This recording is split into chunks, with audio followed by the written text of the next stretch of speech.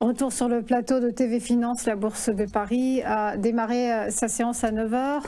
Il est 9h05 et actuellement la cote parisienne grappille à peine plus 0,04%, pas grande direction. Donc on le voit ce matin sur le CAC, on va détailler ça avec vous. Mathieu Serron, bonjour.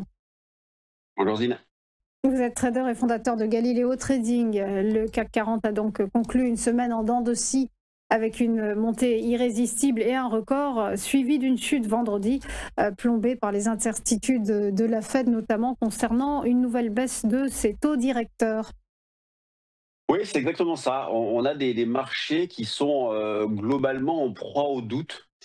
Des doutes concernant les niveaux de valorisation de certaines entreprises technologiques aux États-Unis et des doutes, vous le disiez, quant à la décision de politique monétaire de la Fed à venir, donc lors de la prochaine réunion du 10 décembre. Le revirement de situation est assez impressionnant dans la mesure où il y a un mois, le consensus anticipé, donc le consensus d'après l'indicateur CME FedWatch, anticipait une baisse de taux à 100%. Donc il était acté qu'on ait une baisse de taux. La question résidait dans l'ampleur de cette baisse. Est-ce que nous aurons 25 points de base ou 50 points de base? Désormais, un statu quo est anticipé à 56%. Donc juste 44% pour une baisse de taux, ce qui rend les marchés extrêmement nerveux. Et cette nervosité-là amène au moins à court terme, de la volatilité. Et de la volatilité sur l'ensemble des actifs, de la volatilité sur les indices, de la volatilité aussi et de la nervosité sur les cryptos. On le voit par exemple le Bitcoin qui réalise un plus bas depuis 6 mois, qui s'est installé sous les 100 000 dollars et réalisant donc un plus bas depuis 6 mois.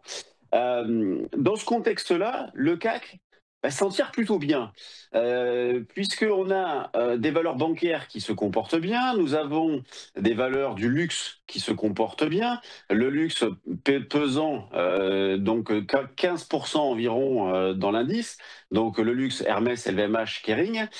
Donc ces valeurs-là se sont bien comportées ces derniers temps, ce qui a permis donc à l'indice français de surperformer les autres indices, et je pense notamment aux indices américains également, au DAX en Allemagne. Moi, je continue donc de travailler un biais haussier à court terme. La tendance de fond reste haussière et j'exploite actuellement un biais haussier. Alors c'est là la difficulté parfois de la situation où les tendances de fond sont assez claires. Sur le CAC, bon, c'est haussier tant qu'on se maintient, allez, à minima au-dessus des 7750 et sinon et surtout au-dessus des 7500. Sur le SP500, c'est haussier tant qu'on se maintient au-dessus des 6650. Autant le 6550, pardon, autant les tendances de fond sont très claires. Et après, c'est le court terme qui est plus compliqué, où on a une alternance de biais haussiers, de biais baissiers au gré de phases d'espoir, de phases de doute.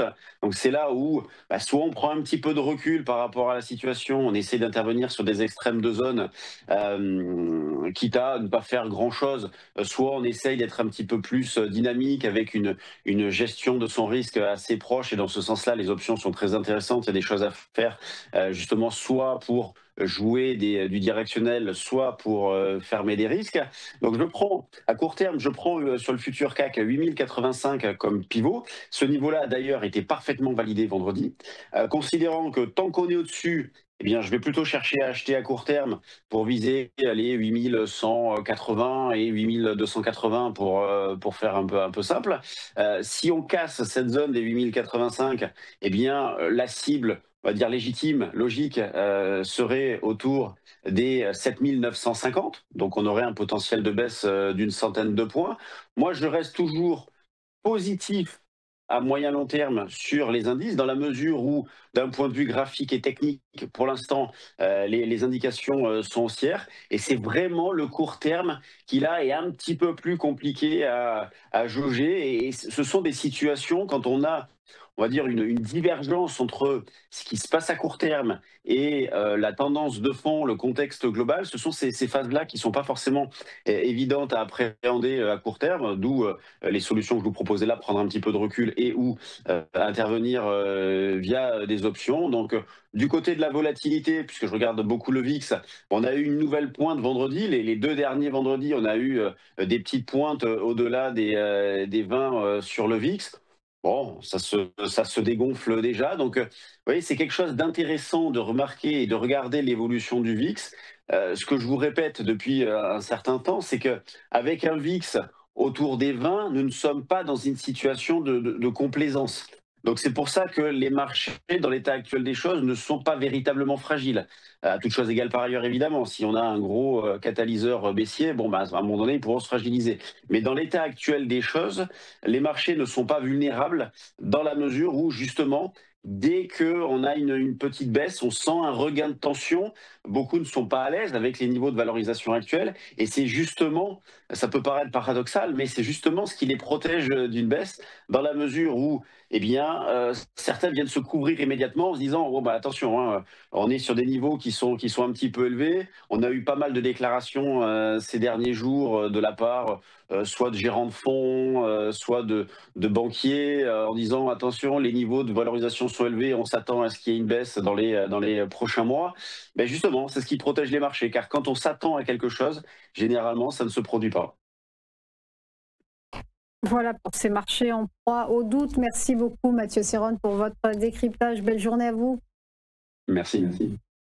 On va passer à présent au Market Mover. Ça sera juste après une page de pub et ça sera avec Bernard Prazeslot. À tout de suite.